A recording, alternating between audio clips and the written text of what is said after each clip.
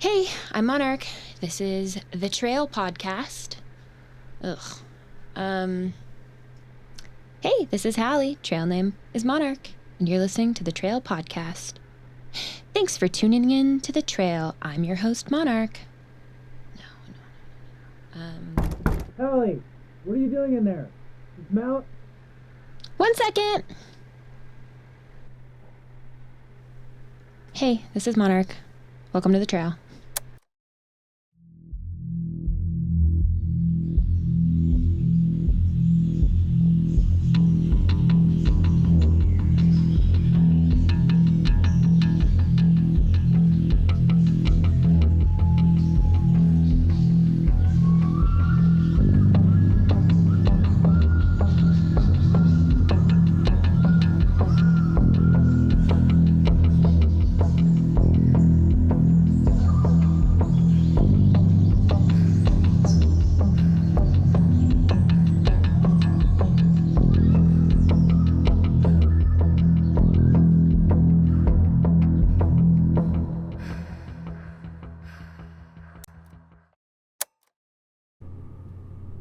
Hello, I'm Jules Halpern, reporting to you live. Not live. Reporting to you on a previously recorded delay from Great Falls, Montana.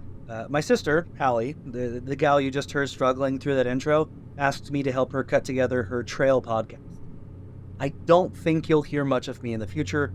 This podcast is definitely her thing. She's gonna send me voice recordings when she gets service that I'm helping her piece together into episodes. I'm only talking right now because she did such a bad job at her introduction. So I want to jump in and say, hey, I'm the man behind the curtain, and hopefully I mostly stay there, although she does ramble more than I expected. So I'm guessing it'll be more work than she told me I was signing up for. Big surprise! You'll see what I mean. Here she is. Here we go. Jules, can you tell me where we're going right now? Why do I have to talk? Because they're going to hear so much of my voice. This whole project is just going to be a freaking monologue. So please, just humor me. Fine. Okay, right. So now we're driving from Great Falls to Glacier to drop Hallie off at the Continental Divide Trail. Yeah, we are. Woo! How far a drive is it? It's about 3.5 hours from where I live to Glacier. Just 3.5 hours till it begins. Don't sound so stoked. I am stoked. Here, just let me have it. I'm interviewing you now. How are you feeling today, Al? Well, if I'm honest, I'm kind of freaking out a little. Why is that? I don't know, I guess because I'm voluntarily embarking on a solo 5-month backpacking trip through snow, glaciers, lightning, rain, grizzly bear wilderness. Yeah, but you've done this before, right? Yeah, you're right. I mean, it's not my first thru hike. So for the audience, I hiked the PCT last year, the Pacific Crest Trail last year, and I did love it. Every second of it. But this one feels a little different. Also, it's always intimidating, even if you've done it before. Especially if you've done it before. Let's be clear that you chose this. No one is making you hike the CDT. Let's change the subject. I'm gonna have so much time with this microphone to talk about, the trail and my emotional state about it. So, Jules, what do you do in Great Falls? You know what I do. Come on, for the audience. For the people. Remind me who your audience is. I don't know. Other thru hikers? Mom? Anyone who likes a spooky story? Yeah, tell me about that part again. I told you. I'm going to ask people I meet if I can interview them about supernatural experiences. And what are you hoping to get from that? I don't know. I have this vague idea of making a campfire stories from the trail sort of podcast or something later. You do know that stuff isn't real though, right? The campfire stories thing is something I'm going to work on later. You don't have to worry about it, literally at all. How about we focus on what I already asked you? Because, this is my project. So tell me what your job is. Fine. So I'm a nuclear missileer and a second lieutenant with the U.S. Air Force stationed in Great Falls. So where do you work, physically? Well, I work in an underground missile silo. I pull an alert. It's a 24-hour shift every 3 days. So I go down into the capsule at 0700 and don't come out until 0700 the next day. And how is it? I mean, I sit hundreds of feet below ground surface in a silo barely bigger than your tent, just staring at a screen for 24 hours. Not to be indelicate, but has the contrast of what I'm doing with what you do, have you ever thought about that? Oh yeah, I've thought about it. And what do you think? I think I serve and defend our country so you can gallivant about free as a bird. That sounded kind of bitter. We made different life choices. That is an understatement. Serious question. If there's a nuclear attack while I'm on trail, how likely is it that I will survive? Well, that obviously depends on where the missile strikes. East Coast, you'd be all right. Would I be able to see evidence of an atomic bomb in, say, New York City, from the Rockies? You'd notice the fallout, yeah. Weather patterns. Wait, why? It's like one of my number one hiker fantasies, that the world as we know it will end while I'm completely out of touch with civilization and I'll, like, descend from a ridge to find the Earth is under zombie attack or something.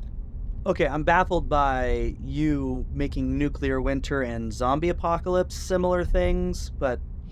Whatever, but anyway, what's the plan? Because, like, you'll be in the bunker, so you'll be alive. I'll be alive, because I'm roaming the wilderness, but, Mom and Dad will be dead? I'd be able to find you. How would you find me? Don't worry about it. Wait, seriously? Turn that thing off. Oh my God, you're serious. I really, really can't talk about it. And this, dear listeners, is why I wanted to interview my brother. Like, listen to this guy and his, like, top secret clearance knowledge. Like, honestly, who are you? Hallie, cut it out. What other secrets do you have? Watch out! Shit! Are you okay? What was that? It was just a deer. But, like, did it, like, charge us? Why would a deer run toward a moving car? It's probably a good sign that a deer ran toward our moving car not 2 hours before I get on this trail, right? Hallie, there are deer on the road out here. It doesn't mean anything. It wasn't on purpose. Okay, yeah, okay. I'm gonna turn this thing off now.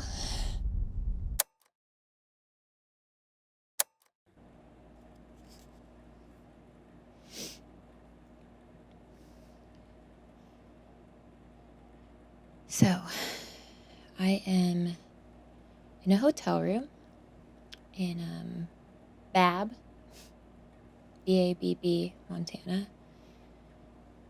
We got to Glacier way too late for me to get a permit to camp for tonight, so I don't know. Jules and I decided that I should stay here tonight. There was like a RV park on the side of the highway, but we drove by and looked at it. It was $20 for a site, and there's no tree coverage or really anything. I would have just been sleeping on the side of the highway.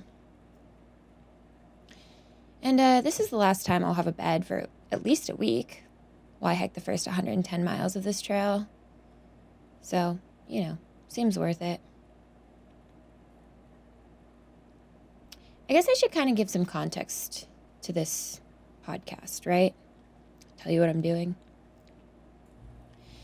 I'm about to start the Continental Divide Trail. It's roughly 3,000 miles. It's a hiking trail that stretches from the border of the U.S. and Canada in Montana to the border of the U.S. and Mexico in New Mexico. It's one of the big three cross-continental hikes in the U.S. The others are the PCT, Pacific Crest Trail, which I hiked last year, and the Appalachian Trail, the AT, which, you know, who knows, maybe I'll hike it next year. I fell in love with through hiking on the PCT last summer, and I've just been counting down the days till coming out here ever since. Oh, a through hike, it just means you do it all in one go, like in one season.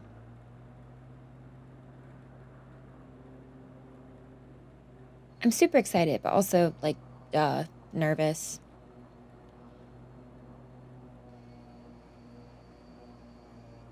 Someone is like, feels like it's kind of late to be weed whacking. Is someone at the hotel landscaping right now? Well, I guess Montana summer, you know, you can mow your lawn till 11 o'clock at night. Weird. Okay, whatever. Try not to get too distracted.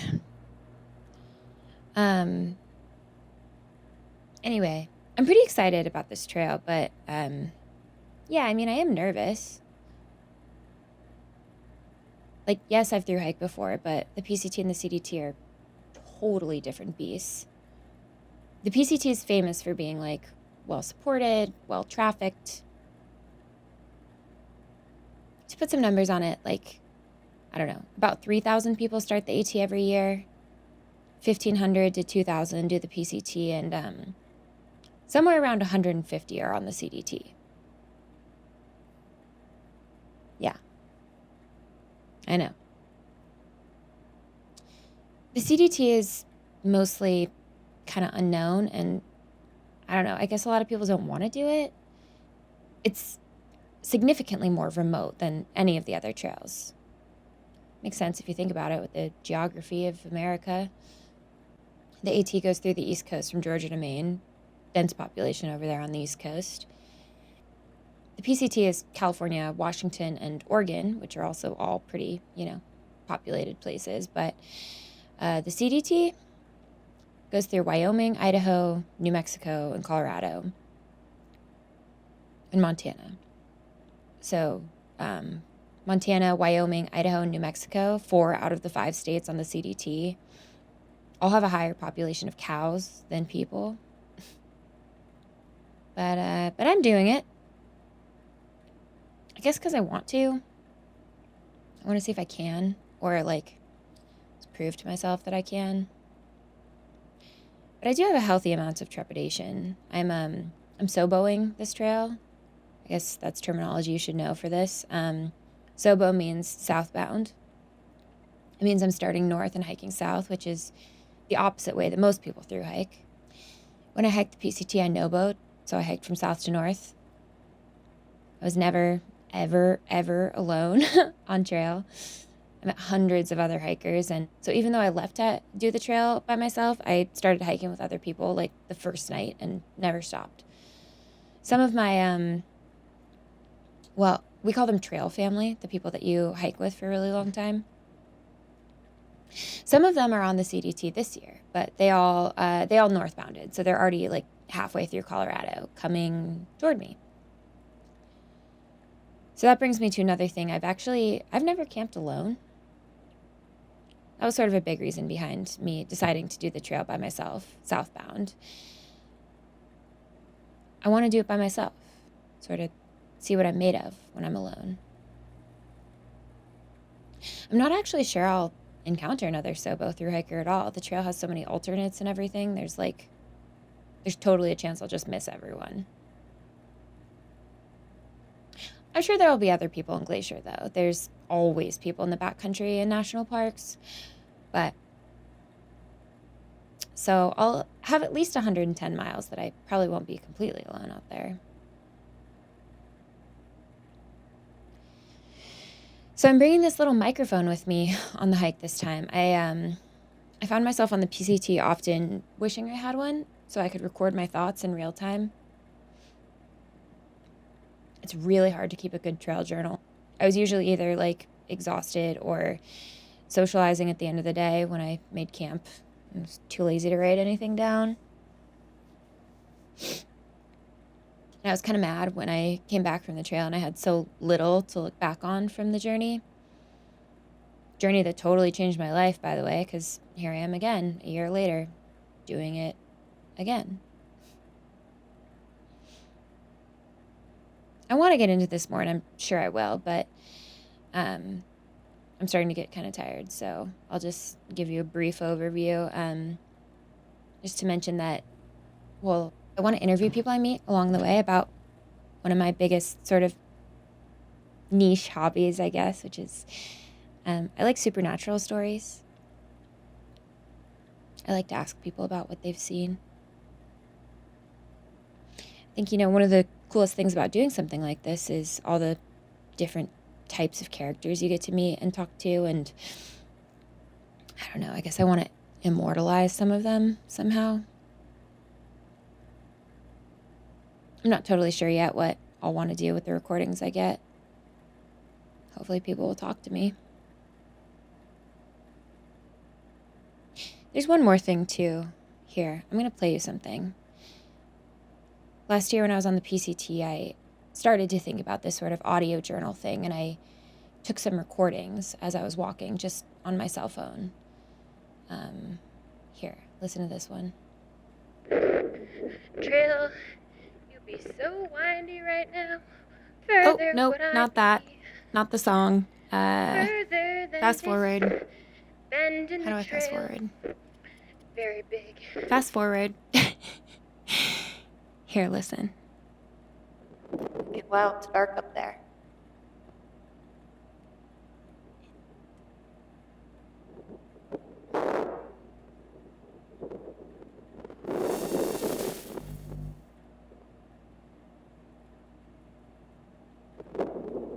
Wow. All right, I'm gonna set it like 10 and just soak this up. This rocks and it's almost done. Weird, right? And the weirdest part of it is that I don't remember recording it. I know from the timestamp I was somewhere in Washington, but yeah, I don't know. I don't remember it. Kind of spooky. And it doesn't really sound like me either. Not to me, anyway. Anyway, so I kind of want to record some more stuff like this, but, hopefully with other people's stories instead of mine. I usually like other people's stories better than mine. Anyway, I should really try to get some sleep. It's, oh my gosh, it's 11 o'clock. The sun is not set. Hold on, I should get up and close these curtains.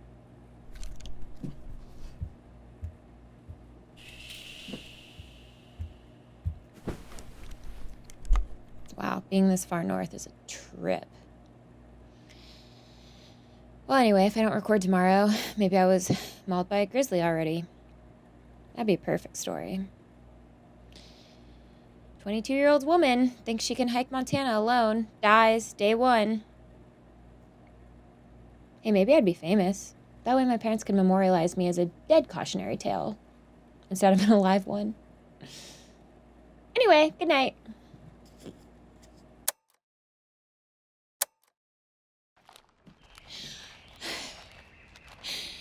I'm alive! Woo! I'm very alive. I just crossed into mile 3 of the CDT, and so far, so good.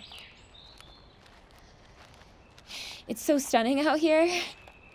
The trail started up at Chief Mountain, next to the Canadian border, and immediately started dropping into this glacial lake basin, this magic-seeming place called Elizabeth Lake. There are wildflowers and butterflies everywhere. It's honestly the sound of music. There's Indian paintbrush. There's bear grass. Sparkling blue sky. Big puffy clouds. Meadow grasses waving in the wind the hills. The hills are alive. With the sound of music, no eyes. No hills have eyes. We're doing a different movie.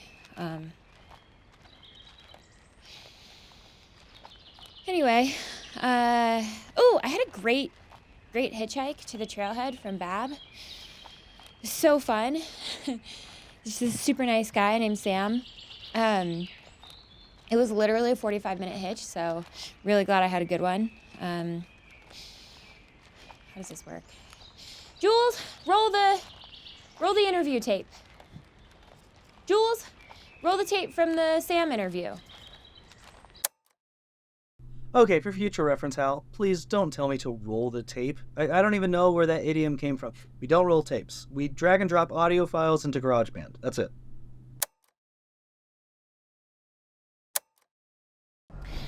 All right. Okay. Okay. Okay, yep, it's recording. We are good to go. Thanks so much for agreeing to let me interview you. All right, darling. So can you tell me what brought you out to Glacier today? Yeah, so I take a big trip every year or so. Spend a couple of months by myself, living out of this old van and driving around national parks. Gets me away from home, don't have to spend too much money. Get to see a bit more of the world. I'm retired, so I have the time. So why'd you stop for me? You looked so pathetic. Oh, thanks. No, I'm kidding. You know, just seeing a lady out on the road. I was curious about you. Don't see too many hitchhikers these days. Especially not young girls. Yeah, I guess not. Speaking of seeing crazy things, what's one of the craziest things you've ever seen on one of your trips? Well, I've seen all sorts of things. But I saw most of them in the war. What war? I fought in Central America in the 80s. Oh, wow. Can you tell me about that? I could. What about it? I guess, I'm sort of doing this thing. I'm trying to ask people that I meet out here about any, sort of supernatural occurrences that they may have seen. Supernatural? Like ghost stories? Yeah. I mean, yeah, I don't know if you believe in anything like that. I believe in, synchronicity, maybe. I'm not sure it's otherworldly, but I've got some eerie stories. I have a few ghost stories, but they're kind of silly. Could probably be explained, you know. The most eerie thing that has ever happened to me didn't involve any visions or misplaced items, but it haunts me regardless. It haunts me more than anything else I've witnessed. Would you tell me about it? Let's see, yeah. Well, I was in the Guatemalan jungle. Listen, I don't know if this makes me believe in God or fate or whatever, but the timing was impossible, like nothing you've ever seen or imagined. My regiment and I were heading to a certain location when we all heard a woman screaming. Without a word, we assembled into formation and headed toward the noise. We turned a corner to see a broken down school bus and 3 men with AK-47s in combat fatigues and 2 nuns. And one of the men, I'll never forget this, one of the men was pulling one of the nuns towards the jungle by her habit. Her head was pulled all the way back and tears were streaming down her face. She was the one we heard screaming, so I only had to look at my men and they knew what to do. They raised their firearms and boom, boom, boom, took all 3 men down just like that. The 2 nuns ran towards us, hands raised, crying and thanking us in Spanish. We just nodded and continued on our way. One of them caught my hand and said in Spanish, "Bless you, angel." I always wondered if that was what they thought of us, that we were angels, avenging angels maybe, sent to free them and then disappear back into the jungle. This whole encounter, from the time we first heard the screams to when we left the nuns and their bus, and the 3 bodies on the ground, it took less than 3 minutes, start to finish. But if we hadn't been there, hadn't been going that particular direction at that time, those women would be dead. I sometimes think about the people I've killed.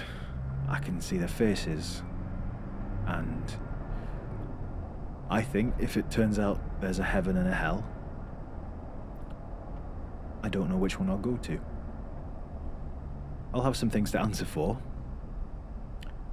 It's not always black and white like that in war, but those 3 men, those deaths, I have never regretted them.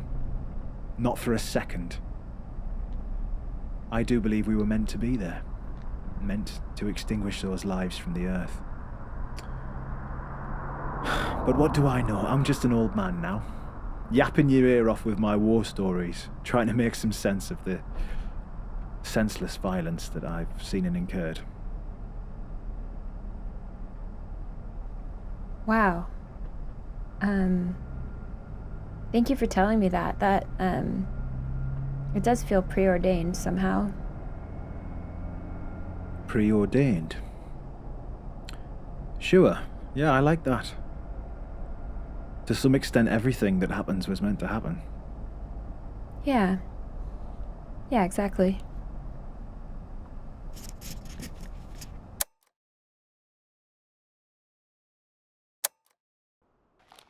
Sam told me a few stories, but I liked that one about the nuns the best.